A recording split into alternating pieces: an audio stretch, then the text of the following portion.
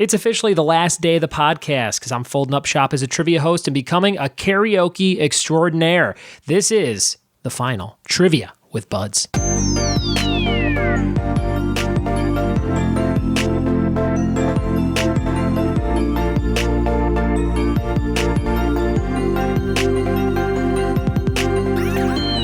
What it be? And happy April Fool's Day.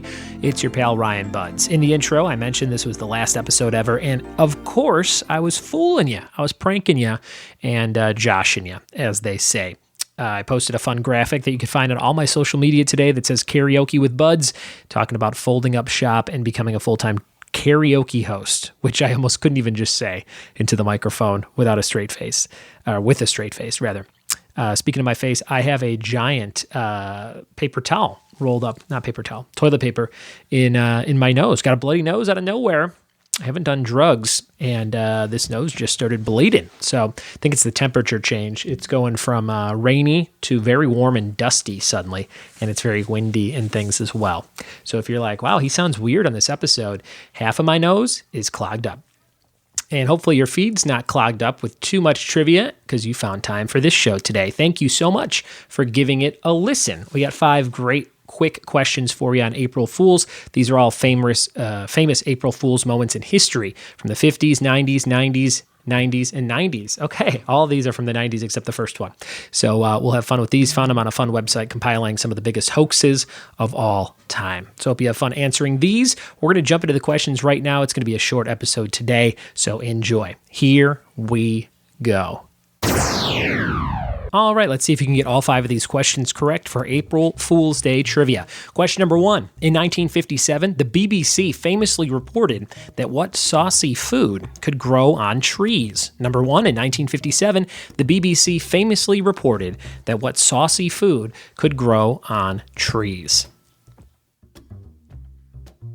Question number 2. Back in 1996, what company claimed to have purchased the Liberty Bell? Number 2. In 1996, what company claimed to have purchased the Liberty Bell? Question number 3. In 1992, NPR's Talk of the Nation revealed that what former president was running for president again? Number 3. In 1992, NPR's Talk of the Nation revealed what former president was running for president once again? Number 3.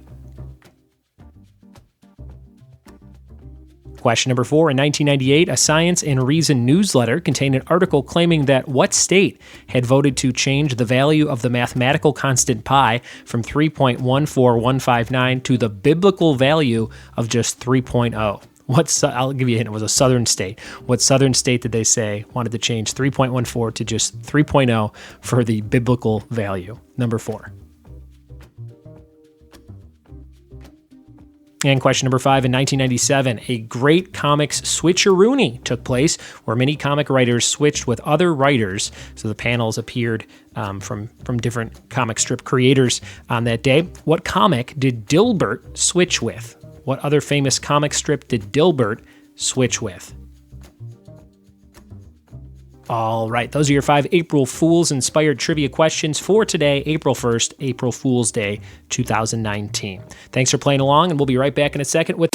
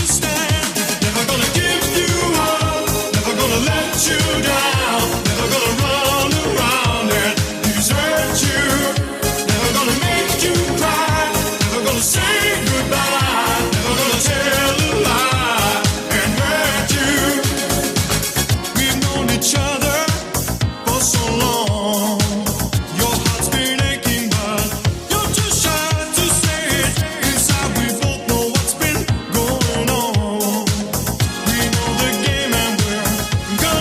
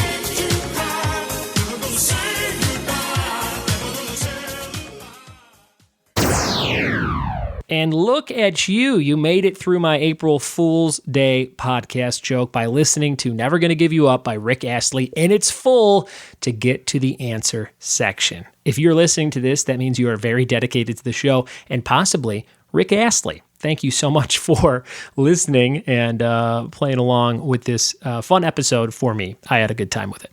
Here are the answers to the April Fool's questions. Number one, in 1957, the BBC famously reported that what saucy food could grow on trees? The answer was spaghetti. They said you could plant a spaghetti tree, and they posted a picture of a woman picking spaghetti off a tree, and people wrote into the BBC by the thousands asking for the seeds to plant a spaghetti tree. Number two, in 1996, what company claimed to have purchased the Liberty Bell? This was, of course, Taco Bell. That's a good call, right? They said they bought it, people went nuts, and Taco Bell owned the Liberty Bell, in theory, for a day. Number three, in 1992, NPR's Talk of the Nation revealed that what former president was running for president once again? That was Richard Nixon, Tricky Dick, back in the hot seat in the early 90s. He was not actually running. Number four, 1998, a Science and Reason newsletter contained an article claiming that a state in the South had said, let's change 3.14 to the biblical value of 3.0. And the state they said it was going to do that was Alabama. Again, didn't happen. And number five, in 1997, a great comic switcheroony took place where many comic writers switched with other writers for the comic strips that come out daily. What comic did Dilbert switch with? Dilbert switched with Family Circus. The answer was Family Circus.